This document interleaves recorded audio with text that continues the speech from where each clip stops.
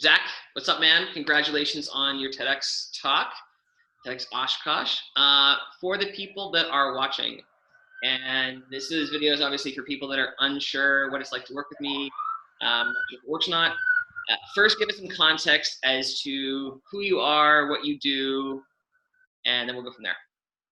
Yeah, so my name's Zach Evans. I'm a piano teacher, and I have a little online course, a membership site course, and a YouTube channel and that kind of thing. And that's how I make a living. So yeah, basically, yeah, I found out about your program, Ryan, when me and my friend were just talking. We're talking about TED Talks. We're like, dude, how do you get a TED Talk? Like, how does that actually work? And he's like, I think you just apply. And I was like, really? Like, I don't know if you had to be invited or something like that. I would always assume that. So I just went on Google and typed in how to get a TEDx talk, and your article popped up. And it really explained how anybody can get a TED talk, like anybody, or a TEDx talk at least. Yeah. And it's just about your pitch. It's how you apply. It's that kind of stuff.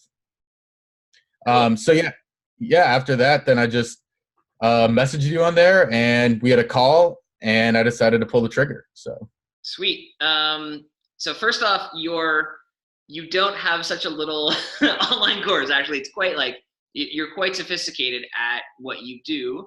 I got a couple follow-up questions, but a lot of people I think assume that if they just keep on doing social media, if they just keep on speaking, like eventually their influence and their audience will grow so large such that they'll be discovered and they'll be invited. So for people that are watching, how large? So you've got a lot of views on YouTube on your YouTube channel. Talk to us about that. How big is your email list? You had a big social following as well. How big is your following? yeah, so I have 100,000 subscribers on YouTube, 100,000 on Instagram, 10 million YouTube views, and like 200,000 or something on my email list. And yeah, I never got, nobody's contacted me about doing a TEDx talk ever, or anything like that. It was all about the pitch and how to apply for it. Right. Okay. What made you? So you're a piano teacher. I don't know of a lot of other piano teachers and music teachers that do TEDx talks. It's mostly like nonprofit founders and coaches and speakers and things like that. So, what was it that made you realize I can do it, even though you don't have a typical, like you're younger as well, like you're late 20s, right? 28, 29? Yeah, 28. Right. So what was it that made you think I can do this, or I want to explore this? Yeah, so there's a couple things. One of them, I just thought it'd be cool, to be honest. Like, I was like, how cool would it be to tell your friends or tell someone new you meet, like, hey, yeah, I was a TEDx speaker. Like, that alone, I think is just cool. Also, I think there's a lot in any niche that you could figure out how to make it into a TEDx talk. For example, my talk, yeah, it was on piano to some extent, but more so is on motivation. How do I motivate students, and how can people who aren't in the piano niche use these same skills? So I knew that it's still something I'm passionate about, even though it's not piano. And then thirdly, it's just a great business opportunity, I think. I mean, when people hear you did a TEDx talk, they just automatically assume you're smart. Like a TEDx talk, I think you might have actually said this to me, but like when people hear TEDx talk, they're like, oh, that's like equivalent to like you went to Harvard or went to Stanford or some big college. People just assume that you're smart because you gave a talk, and it gives you that credibility.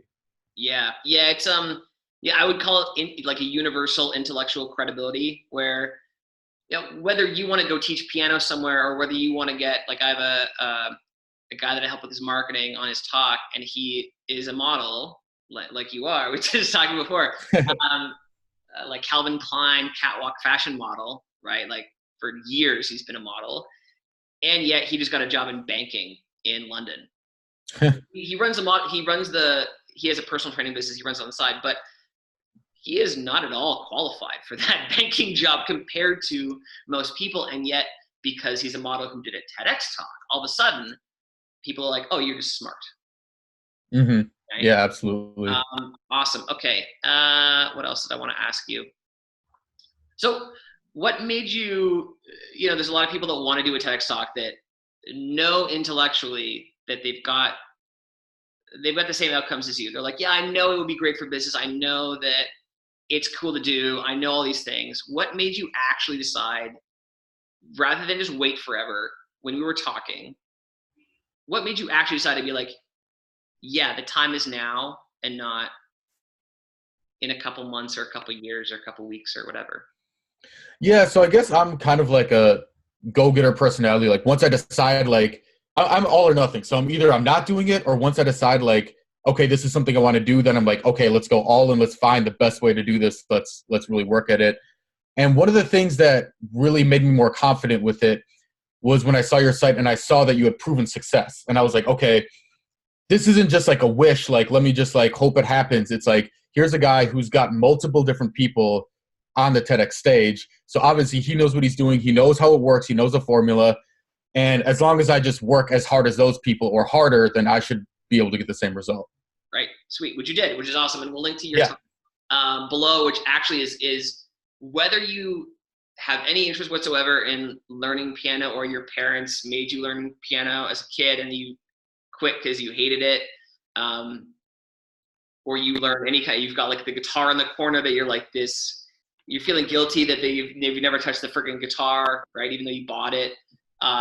Really, really, really good talk. And so we'll link to that as well. So you guys can see the venue also is amazing. Like it's really cool architecture in that room, right? It's like an old cool, like old school, like theater room, which looked awesome.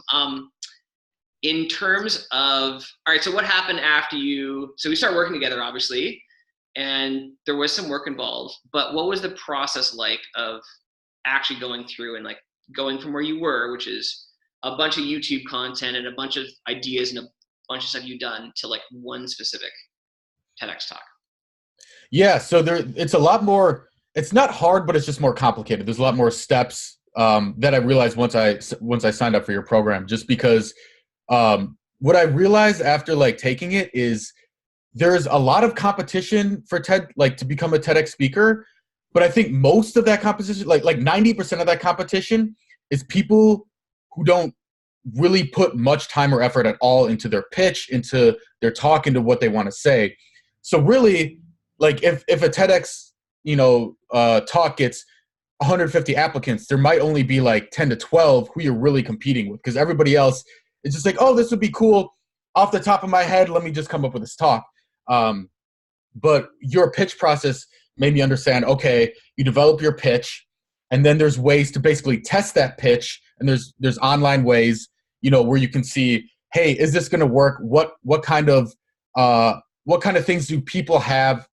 Why they think it won't work, and then you can correct those, and then you can make your pitch better, and then you do it again, and you see, okay, how can I prove this even more? And it's like a process to get your pitch to where it's way better than anybody else's out there. And then once you get to that point, then it's going to be a lot easier. Right. And all the best events are, so I really like what you said there, because that's totally true. Most people, that the amount of effort they put into actually, they put a ton of effort into their talk, right? They're great speakers, and oftentimes they deliver the same talk again and again and again. But in terms of actually writing it down in an application form, in like a Google Docs form, I find it's a rushed process often, and totally true. 90% of the people there are putting in that level of effort. They're applying, I think, way too soon, versus spending a few extra weeks making sure it's good, and then all of a sudden you're not wasting weeks and months and years applying, getting turned down. You're spending like a few weeks making it better, and then all of a sudden you're in a completely different class of people, of applicants, which gets you into the best events as well. Awesome insight. Yeah. I think too. Go ahead. I think too. It's like it's better to have one quality pitch than to have like 10 like mediocre pitches, because like once you have one quality pitch, you could pitch it to 10 different talks, and see hopefully one of them bites. And actually, I never told you this, I don't think, but after I did my TED talk, I got another offer to do another one on the same pitch.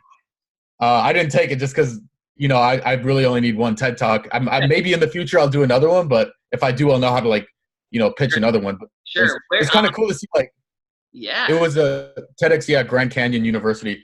And it was just because, when I applied to them, I didn't just apply to one, because you want to kind of Right. Like, shotgun it. does he just have this copy paste thing that we've worked on, right? That's with the one quality pitch, he's copy pasting with chunk. Yeah. Cool. And then it was like, they just happened to reach out to me. I was like, man, I was like worried about getting one, and I literally just got invited to do two, so It was kind of, that was big. Right. That's cool. So yeah, TEDxOshkosh is the one that you spoke at. Really cool venue. I really like the architecture is awesome. And you played some piano a little bit in between speaking, which I think was really cool. One of the things I know you mentioned to me before was that my process of helping you craft your message and making that basically like the core of it, which leads to the pitch as well as the actual talk itself, gets you in the upper echelon in terms of your pitch, right? But it wasn't just that. You said to me one time that this is teaching you about how to be better at marketing your business, which is interesting because I think compared to most people, you're a very sophisticated marketer, and your numbers show it. So was there any so talk to us about that. Like, what was the most valuable thing you took and applied to your marketing? Yeah, absolutely. So I've been doing my business for like 4 years, and even before that I worked in digital marketing for an agency running ads and stuff like that. And there's, I know a lot of the nuts and bolts stuff. I know a lot of the marketing stuff and the copywriting, but what this process did is it helped me really look at my audience more and really see, okay, here's my audience, really drill down to what do they want? What are the hooks that they want to hear? And then also, what are the objections? What are the reasons people are like, oh, this is BS, or I don't trust this guy, or what don't they believe about it? And going through that process, I can reuse this same process for any new course I come out with. If I come out with a new jazz piano course or something like that, I can use the same process to figure out why wouldn't somebody buy my course, and let me address that before it even happens, because that's essentially what pitching is. And marketing. Most important, I talk a lot about, actually, in terms of analogies, I talk a lot about what would it be like for a product launch. So take a product launch, imagine you're investing a ton of money and time into it, and now take that same process, the same approach. And I stole this all from Silicon Valley tech stuff, right? I was interviewing for Google and Facebook for a while, and so I had to learn this whole product development and product management at Google. Anyways, so imagine that product launch analogy, high investment, high reward, high potential reward, and then apply it to a talk, right? There's tons of content you could have talked for hours about piano stuff, right? About music, but that would have been as effective as if you focused on these few things, right? These few most important things, which help you get a better event, but also the effect of your talk is better, right? And that's what a lot of my what I did was that, where it's I'm trying to say too much. Okay, let's narrow it down. Let's cut this. This isn't 100%. This isn't 100%. Let's just get it so everything is hitting, where everything is is super important. Before you, and that's the thing. You could do the slow way, which is deliver entire talks and get feedback and get a little incrementally better, right? But I've seen people take years to do that. Yeah. Right, which sucks.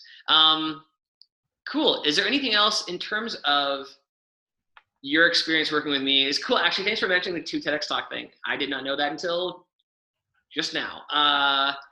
Is there anything else that you found that you're oh yeah, this surprised me, that was great about working with Ryan? What would you say what would you say to somebody who's considering doing a TEDx Talk, not sure if it's possible, not sure if I'm the right choice for it? What would be your overall conclusion out of everything we've talked about? Yes. Yeah. So one thing I really liked is how it's structured, where basically you give the material for the week, and then it's I work on it. And then at the end of the week, it's okay, now we have the call. And if I have questions on it, I can ask questions. You'll give feedback on stuff. So that way, to me, what I like about it is it feels guaranteed. It's you've had success in the past, and then every step of the way, it's not just me guessing and hoping this works. It's me doing the work and then showing it to you. And then you say, hey, this is going to work for this reason, or this part isn't going to work. And having that kind of guarantee. Because look, I could have just, pitched myself Sorry, my phone's going off. I could have just That's cool. pitched myself and done it that way. But at the end of the day, to me, my time is way more valuable than that. I'm happy to like spend a little bit of money to make sure something is for sure going to happen. It's going to happen the first time around instead of, spending years and years waffling through stuff, not knowing if it's going to work. Like I like paying for like something that's basically guaranteed or that I think, is very likely to happen. Yeah, totally. I mean, like it's not just the value of the hours or like a weekend or something. It's years. And what a lot of people some people that come to me, they've been turned down before. So you had not been turned down before. You hadn't tried before. You're like, I want to do this. I know I'm going to go. I'm going to go with a path that's actually going to like, it's worked before. And so like, go. The downside, man, is like, I don't know if you've had experiences with this in the past of you try for something, it doesn't work and you get super discouraged. You're like, oh, like, can I even do this? And so that's the opposite. It doesn't instill confidence at all. So cool. Awesome, man. Love it. Is there anything else that you want to leave people with before we wrap? Yeah, I would just say if you're thinking about it and it's something that you want to do, just pull the trigger. There's no better time than now to get started. Why not? All right. Thanks, Zach. I'll leave a link. Everyone, you got to go watch Zach's talk. Is really like, for anybody remotely interested in music or learning and who has been frustrated in the past with like a lack of motivation, especially, or your parents made you learn it as a kid, really, really good talk. Highly recommend it. You did a great job. You had done one other talk before, right? At some marketing conference before? Yeah, I've done one. This was my second. In your life. Okay. Yep. Register that in your mind. And I'll leave a link as well if you want to book a call with me and talk about whether this is right for you. And yeah, thanks again, dude. Been a pleasure. For sure. Thanks, my man.